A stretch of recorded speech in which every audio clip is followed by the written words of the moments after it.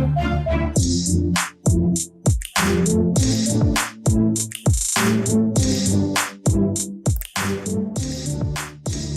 and welcome to Soft Cover, the Print's digital launch of select non-fiction books.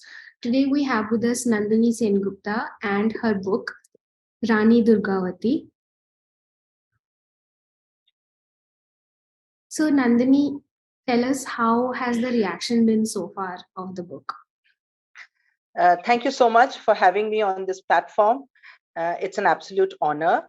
I am happy to say that the Queen, Rani Durgavati, and the book has received so much love already. A lot of people have written to me, have posted on social media that they have bought the book, have ordered, or are in the process of reading the book. And I am very, very grateful that almost 460 years since her final sacrifice, the Queen's story is finally being heard. So Nandini, you've written many other historical fiction so far. Why? Yeah. What was the thing about Rani Durgavati that tempted you to explore more, research more, and then take come up with her story to the people? So, this book, I have written primarily historical fiction in the past, several historical fiction titles actually. But this book, Rani Durgavati, The Forgotten Life of a Warrior Queen, published by Penguin India, is pure non-fiction biography. So this is not fiction. Nothing, not a word in this book is something that I have made up. Yeah. Every single thing that is written in this book is backed by research and backed by actual proof of what I have said. Now, when you ask me how did I come across the story of the Rani, how did I find her, so to speak? I'd like to say that actually I didn't. She found me. While I was researching another book, I came across her story. Yeah. And this story was so inspiring. It stayed with me for the better part of 4 years and prompted me to research more, to find out more about this utterly modern woman from the medieval world. And the more I read about her, the more I researched her, the more I was absolutely gobsmacked, because she is such an inspiring person, so much spirit, so much spunk, so much spine. She seems almost 21st century, and yet she lived in the 16th century. So, Yeah. by the time I sort of started researching her, I was absolutely convinced that this was a story that needed to be told. Also because for the last 60, 70 odd years, for some strange reason, we have forgotten her. And her story has been erased from the mainstream narrative. Also, And I was that coming is to very that. unfortunate. Why do you think that is? Why do we select few warriors of our past and glorify them and then leave others behind? And many women who are not part of our day-to-day, historical accounts and they live glorious lives. Why do we think we ignore some heroes and choose some? So that's a very interesting question. Thank you for that. I have always believed that there are multiple reasons for this. Firstly, Durgavati, you have to understand Rani Durgavati, Gond Rani Durgavati. She was a tribal queen. She herself was not tribal, but her kingdom, Garha Mandala, was a tribal kingdom. So you have to understand that for the mainstream, our historical narrative, the way we look at mainstream history, it has a fundamental problem because it is very Delhi centric. Yeah. Everything is looked through the lens of what happened in Delhi or what happened in Patliputra, north. So there is a north bias that we have, and that mainstreaming of that narrative has meant that other stories like this one have not become mainstream. It has become a footnote. So that is point number one. Point number two is that she is a woman. If you look at Indian history and you ask anybody, forget the historians and those who actually research history. You go out on the street and you ask anybody, name three or two great people from our history. They will say Ashoka the Great. They will say Akbar the Great. All the greats in India are all men. That doesn't mean that we did not have unbelievable, amazing, kick ass women. We didn't have kick ass queens. We did. But their narratives have not become central. They have not become mainstream. They've become footnotes to the greats, you know. Right. That's the second point. And the third point is also that, you know, this whole focus that we have on the Mughals, and the Mughals have a very huge hold on our consciousness, our the way we look at our history, because you know they were close by. That, as Ibrahim Irali says, they were the last spring.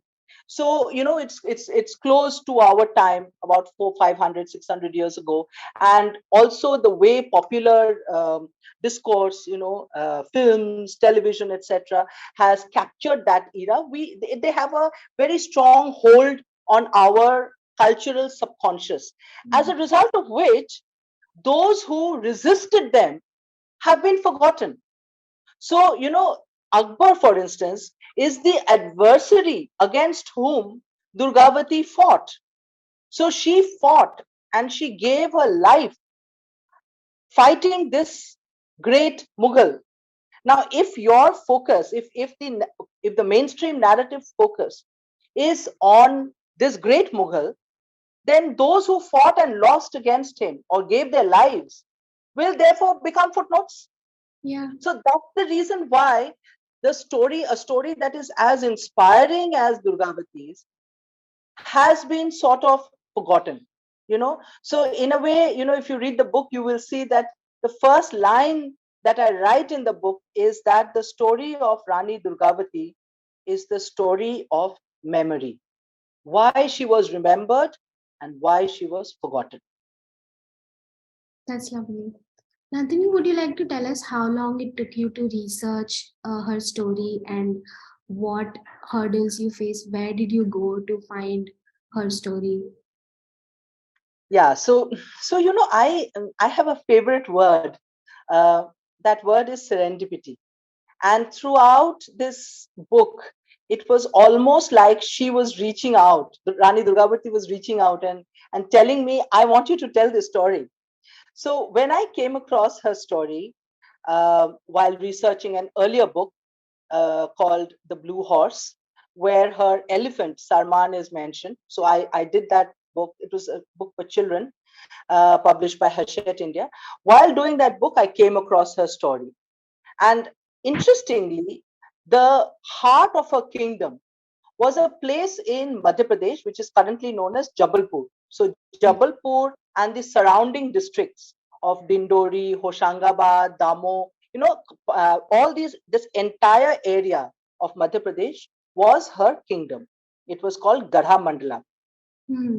And interestingly, I have grown up hearing stories about Jabalpur because my grandfather used to work there. He used to work in the gun and shell factory there. So my father and his siblings grew up in Jabalpur. So when I first came across a story, my first instinct was, oh, it's almost like I know her. I know this place. I know this person, you know.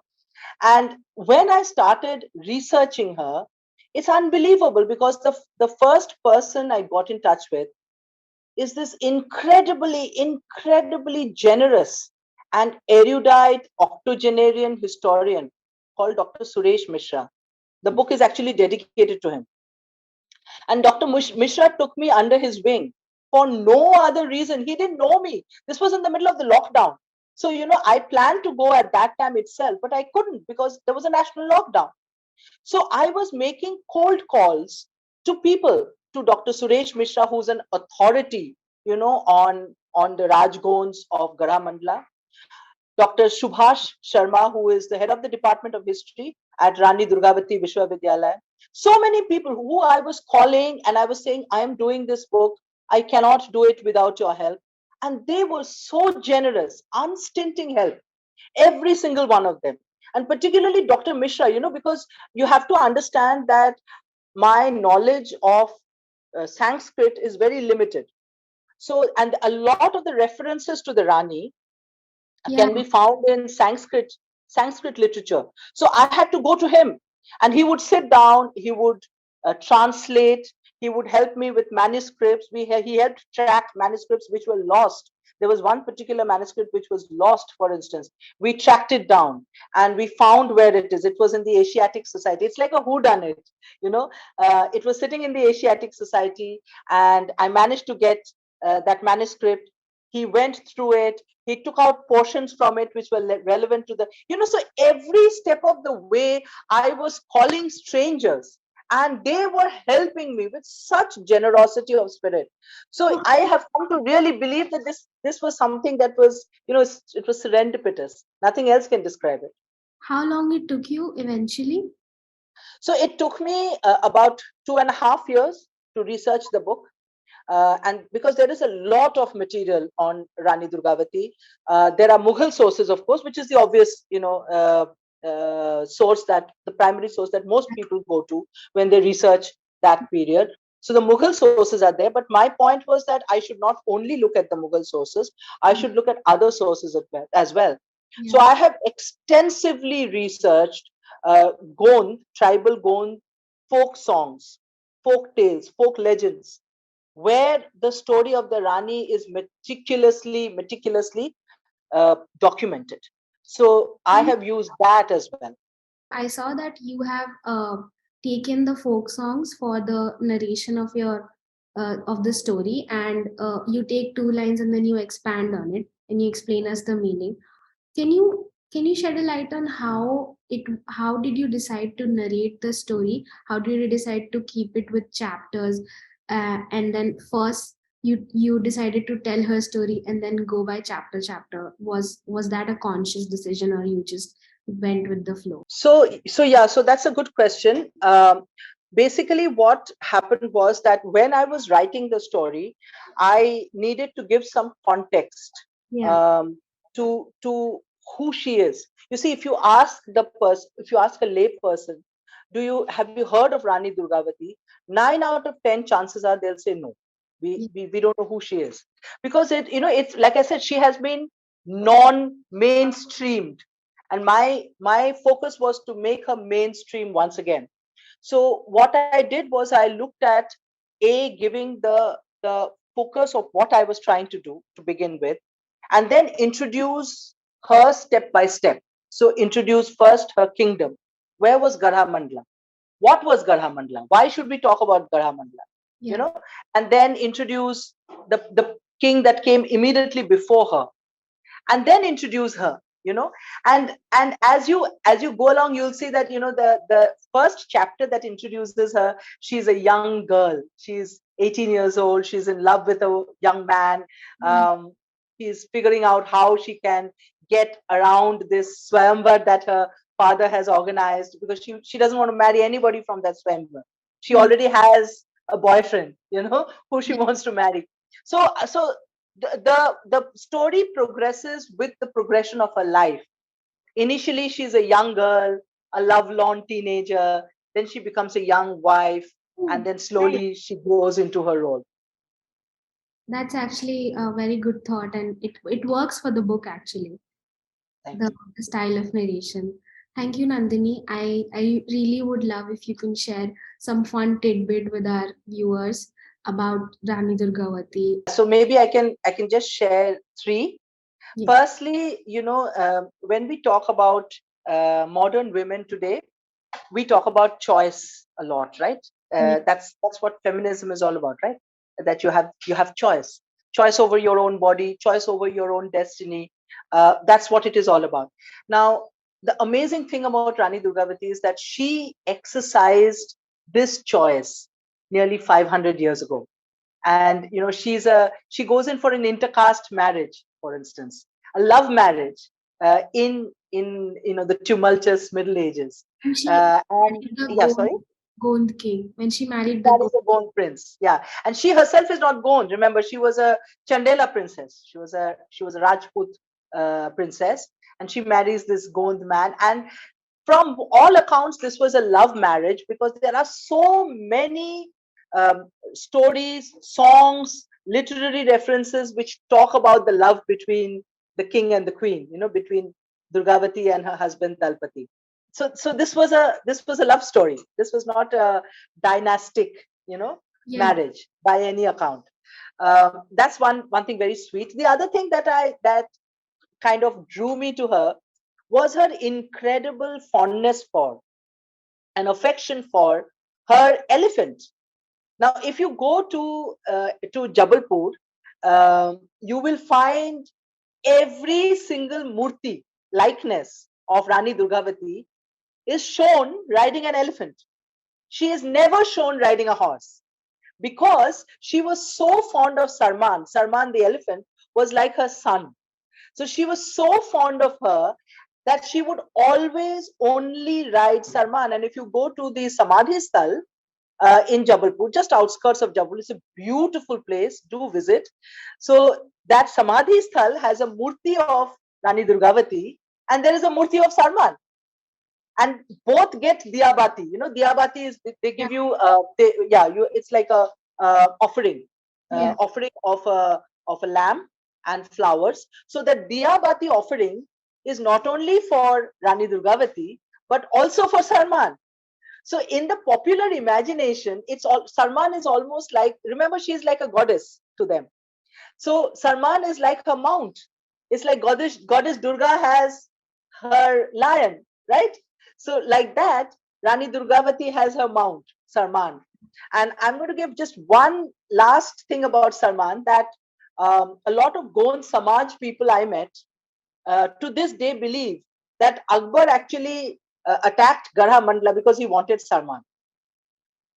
So Sarman was such a prized possession. He was so wonderful. He was such a special elephant that the whole problem between Mughal court and the Garha court happened because of the elephant. So the elephant is very critical and close to her story. And the third thing I just want to quickly also say is that she, if you look at all her likeness, whether it is medieval, there are some medieval references in the Akbar Nama, for instance. There's a picture of her. There is a portrait, 17th century portrait, which is what you see on the book. The cover of the book is a 17th century portrait of her. And you will find in 9 out of 10 cases, Rani Durgavati is shown with, wearing armor. Just only the portrait that you see on the cover of the book, she is wearing a poshak, like a Yeah. Rajput poshak. But otherwise, every other reference to her in terms of a murti or a sculpture or a picture, she's always wearing armor. So she's not a coy symbol of femininity. She Mm. is very fierce. She's fierce feminine. And that's one of the things that I found very, very inspiring. Yeah. Fascinating. All of this is really fascinating. So thank you, Nandini. This is all from us. And uh, to our viewers, thank you for watching Softcover. We'll be back with more non-fiction collections for you. Uh, Rani Durgavati. By the way, very, very pretty color, Nandini. The Thank you. cover. Thank you so much. Thank you. Do read the book. Mhm. Namaskar.